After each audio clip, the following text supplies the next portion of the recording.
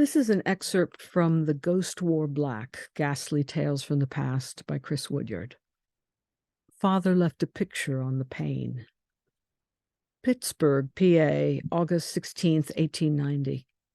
A mystery surrounds the home of the late James Doherty at Swissvale. Within 4 weeks, the father and 3 children have died. The mother refuses to remain any longer in the little home. Midway between Swissvale and Hawkins stations on the line of the Pennsylvania Railroad stands a little one-story frame house. This, until a few days ago, had been the home of the Dohertys, the father, the mother, and 3 children. It was always the father's delight, returning from a hard day's labor at the Carey furnace where he was employed, to meet his little ones down near the riverbank. Taking the shortcut through the fields and over hills, he would take the children one at a time, place them on his back, and carry them to his little cottage. He had always been a most devoted husband and kind father.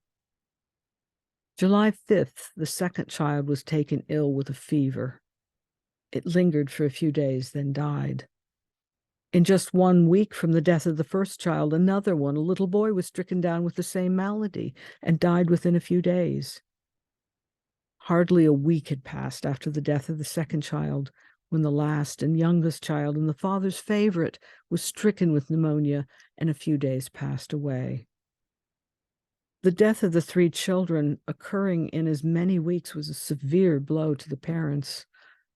Last Monday morning, the husband departed for his work at the Carey furnace early in the morning.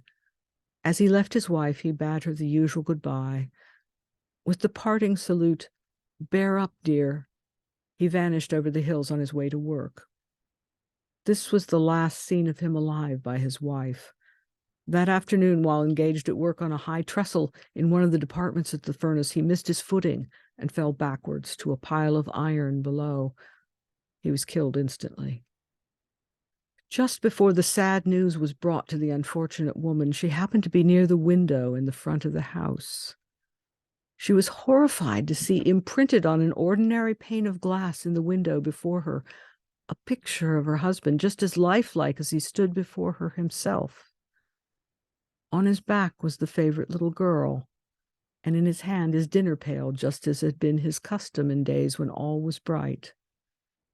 The woman was frightened by the sight and was in the act of notifying her neighbors when a messenger stopped her on the threshold and announced to her the death of her husband. The news completely prostrated her. The husband was buried yesterday, and Mrs. Doherty left the house before night, saying she was afraid to remain there.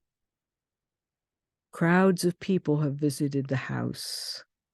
The crepe still flutters from the door, and one spectator after another files up to the window to see the sight.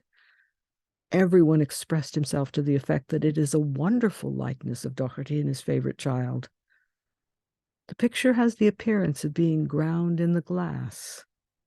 It is near the center of the pane.